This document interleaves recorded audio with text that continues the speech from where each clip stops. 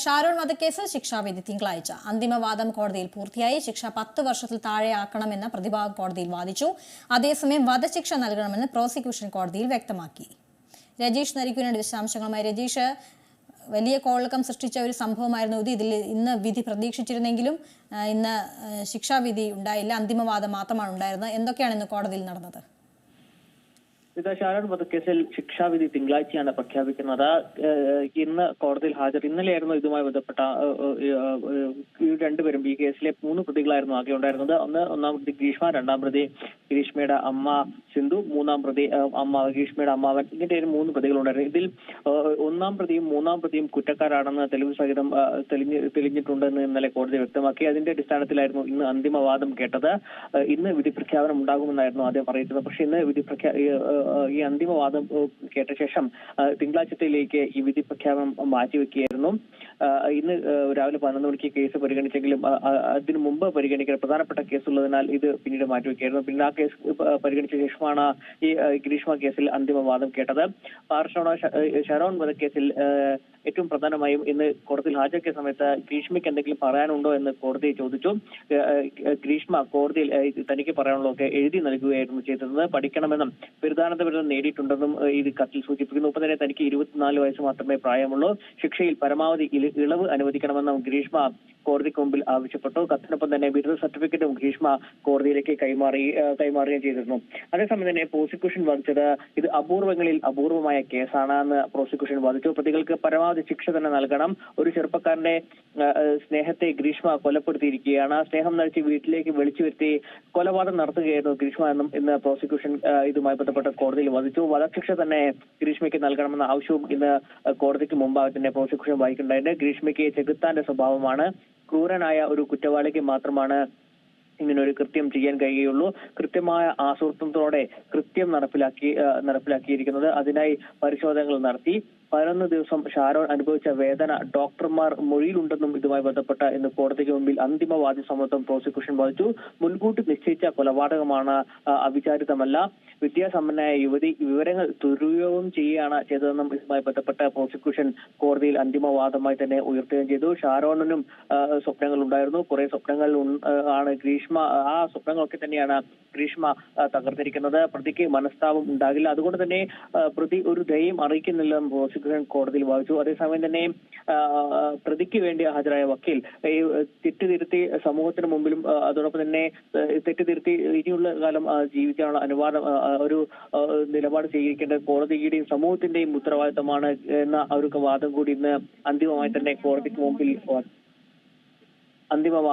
ഇതുമായി ബന്ധപ്പെട്ട് മുന്നോട്ട് വെക്കുന്ന ഒരു സാഹചര്യമാണ് നമുക്ക് കാണാൻ കഴിഞ്ഞിട്ടുള്ളത്. എന്തായാലും ഷാരോൺ വധക്കേസിൽ ഈ ശിക്ഷാവിധിക്ക് ശേഷം അന്തിമവാദം വാദം പൂർത്തിയായി കഴിഞ്ഞിരിക്കുകയാണ്. ഇനി ശിക്ഷയാണ് വിധിക്കേണ്ടത്. അത് തിങ്കളാഴ്ച മറ്റന്നാൾ ശിക്ഷ ഈ 1ഉം 3ഉം പ്രതികളായ 2 പേർക്കുള്ള ശിക്ഷാവിധി മറ്റന്നാൾ വിധിക്കുമെന്നും ഇതുമായി ബന്ധപ്പെട്ട് വ്യക്തമാക്കുന്നു.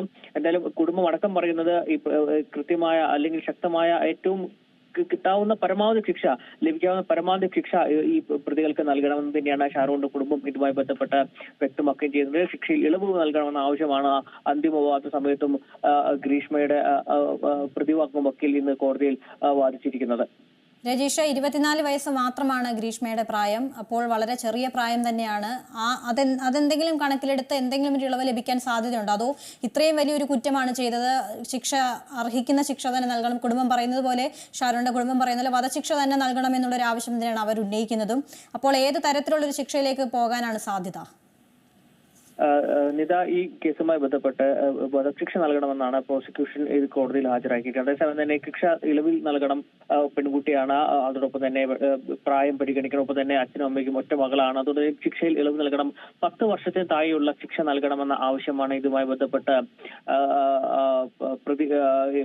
പ്രതിവാക്കം വക്കീൽ ഇന്ന് കോടതിയിൽ വായിച്ചതെന്നാണ് ഏറ്റവും പ്രധാനമായി നോക്കിക്കാണ്ട കാര്യം. ഇതിൽ ഇനി കോടതിയാണ് തീരുമാനിക്കുന്നത്. കോടതിയുടെ ഈ തെളിവുകളും ഒപ്പം തന്നെ ഈ അന്തിമവാദത്തും കേട്ട ശേഷം മാത്രമാണ് ശേഷമാണ് കോടതി അന്തിമമായ ഒരു തീരുമാനത്തിലേക്ക് എത്തുക. ജീവപര്യന്തം ലഭിക്കാവുന്ന കുറ്റത്തിലേക്ക് മാറുമോ, അല്ലെങ്കിൽ നേരത്തെ പ്രോസിക്യൂഷൻ ആവശ്യപ്പെട്ടതുപോലെ തന്നെ എല്ലാ വിവരങ്ങളും പരിഗണിച്ച ശേഷം ഏത് ഈ ശിക്ഷയിൽ 10 വർഷത്തിൽ താഴെയുള്ള ശിക്ഷയിലേക്ക് മാറ്റുമോ ഇല്ലയോ എന്ന് അറിയില്ല. നേരത്തെ ഹൈക്കോടതിയുടെ അടക്കമുള്ള പല ഇത്തരം വിധികൾ, സാക്ഷിമൊഴികളിൽ ഇല്ലാത്ത ശാസ്ത്ര തെളിവുകളുടെ അടിസ്ഥാനത്തിൽ എടുത്തിരിക്കുന്ന വിധിയുടെ പകർപ്പുകളും അതോടൊപ്പം തന്നെ വിധികളും ഒക്കെ തന്നെ ഇന്ന് പ്രതിഭാഗം വക്കീൽ കോടതിക്ക് മുമ്പിൽ ചൂണ്ടിക്കാണിക്കുകയും ഒപ്പം തന്നെ ഇതുകൂടി പരിഗണിച്ച ശേഷം മാത്രമായിരിക്കണം ഇത്തരം ഒരു വിധി അല്ലെങ്കിൽ ശിക്ഷ വിധിക്കേണ്ടതെന്ന ഒരു കാര്യവും ഇതുമായി ബന്ധപ്പെട്ട കോടതിക്ക് മുമ്പാകെ പ്രതിഭാഗം വക്കീൽ ഇന്ന് മുന്നോട്ട് വെക്കുകയും ചെയ്തിട്ടുണ്ട്. ഇനി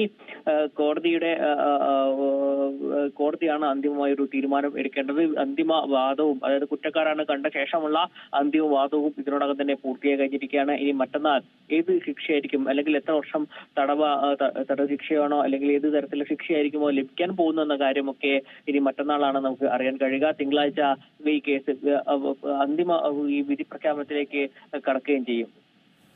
രജീഷ്, ഈ കഴിഞ്ഞ ദിവസം നമ്മൾ കണ്ടാണ് ശിക്ഷ ഈ കുറ്റക്കാരിയാണെന്ന് വിധിക്കുമ്പോൾ പോലും ഗ്രീഷ്മയ്ക്ക് പ്രത്യേകിച്ച് ഒരു ഭാവമാറ്റമൊന്നും ഉണ്ടായിരുന്നില്ല. ഇന്ന് കോടതിയിലേക്ക് ഇത് എത്തിക്കുമ്പോഴും കോടതി എന്താണ് പറയാനുള്ളതെന്ന് ചോദിക്കുമ്പോൾ ശിക്ഷയിൽ ഇളവ് നൽകണം എന്നുള്ളത് തന്നെയാണ് പറയുന്നത്. ഇത്രയും വലിയൊരു കുറ്റം ചെയ്തതാണ്, കാമുകനെ വളരെ വിഷം നൽകി കൊലപ്പെടുത്തു എന്ന് പറയുമ്പോൾ അത് അതിദാരുണമായ സംഭവം തന്നെയാണ്. എന്നിട്ടും ഇന്നിപ്പോൾ കോടതിയിൽ എത്തുമ്പോൾ ഗ്രീഷ്മയുടെ ഭാവവ്യത്യാസം എന്തെങ്കിലും ഉണ്ടായിരുന്നോ? കഴിഞ്ഞ ദിവസത്തെ അതേ ഭാവം തന്നെയായിരുന്നു ഇന്നും ഗ്രീഷ്മയ്ക്കുണ്ടായിരുന്നത്. അതേസമയം കോടതി മുന്നോട്ട് വെച്ച് പ്രതിക്ക് എന്തെങ്കിലും പറയാനുണ്ടോ എന്ന് ചോദിച്ച സമയത്താണ് ഈ എഴുതി നൽകിയ കത്ത് കോടതിക്ക് മുമ്പിൽ ഹാജരാക്കിയിരിക്കുന്നത്. അതിൽ പറഞ്ഞിരിക്കുന്ന കാര്യങ്ങൾ ഒന്ന്, MA പൂർത്തിയാക്കിയതാനാണ്, തനിക്ക് ഇനിയും പഠിക്കണമെന്ന് ആഗ്രഹമുണ്ട് എന്നടക്കമുള്ള കാര്യങ്ങൾ ഈ കത്തിൽ ഉണ്ട്. ഒപ്പം തന്നെ നേരത്തെ സൂചിപ്പിച്ച പോലെ തന്നെ പ്രായം കണക്കാക്കണം, അച്ഛനും അമ്മയ്ക്കും ഒരു മകളാണുള്ളത് എന്നും അതോടൊപ്പം തന്നെ ഈ ശിക്ഷയിൽ പരമാവധി ഇളവ് നൽകണമെന്നും ആവശ്യവും ഇതുമായി ബന്ധപ്പെട്ട് മുന്നോട്ട് വെക്കുകയും ചെയ്തിട്ടുണ്ട്.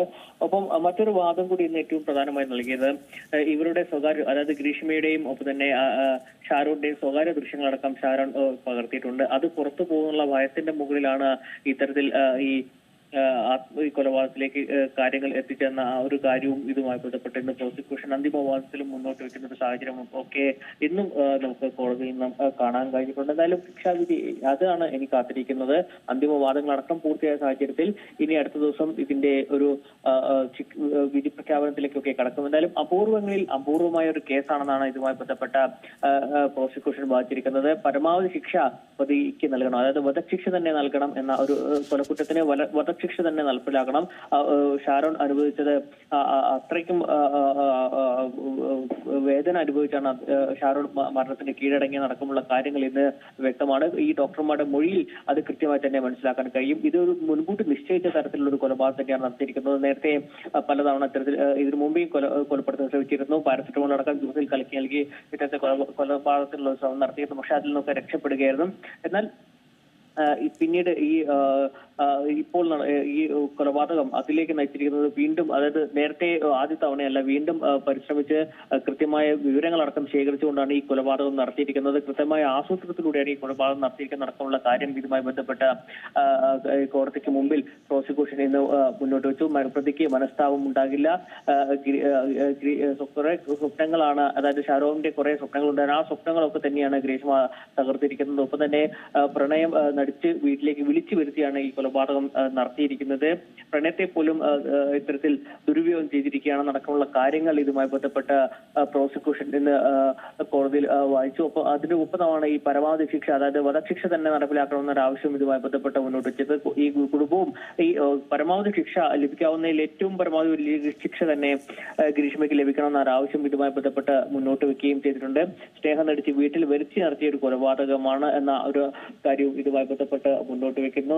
ഇന്നലെ കോടതി ഈ കേസ് പരിഗണിച്ച സമയത്ത് പ്രധാനമായും ഗ്രീഷ്മയ്ക്കെതിരെ ചുമത്തിയിരിക്കുന്ന കുറ്റങ്ങൾ എന്ന് പറയുന്നത് ഒന്ന് വിളിച്ചു വരുത്തി തട്ടിക്കൊണ്ടുപോകൽ, ഒപ്പം തന്നെ കൊലപാതകം നടത്തി പോലീസിനെ കബളിപ്പിക്കാൻ ശ്രമിച്ചു അടക്കമുള്ള വകുപ്പുകൾ ഇന്നലെ ഇതുമായി ബന്ധപ്പെട്ട കോടതി കണ്ടെത്തിയിട്ടുണ്ട്. അത് ശരിവെക്കുകയും ചെയ്തു. കാരണം തെളിവുകളുടെ അടിസ്ഥാനത്തിൽ അത് കോടതിക്ക് വ്യക്തമാകുകയും ചെയ്തു. അതിന്റെ അടിസ്ഥാനത്തിലാണ് ഈ കുറ്റക്കാരായി തന്നെ കണ്ടെത്തിയിരിക്കുന്നത്. 2022 ഒക്ടോബർ 14 ഈ കേസിന് ആസ്പദമായ സംഭവം നടക്കുന്നത്.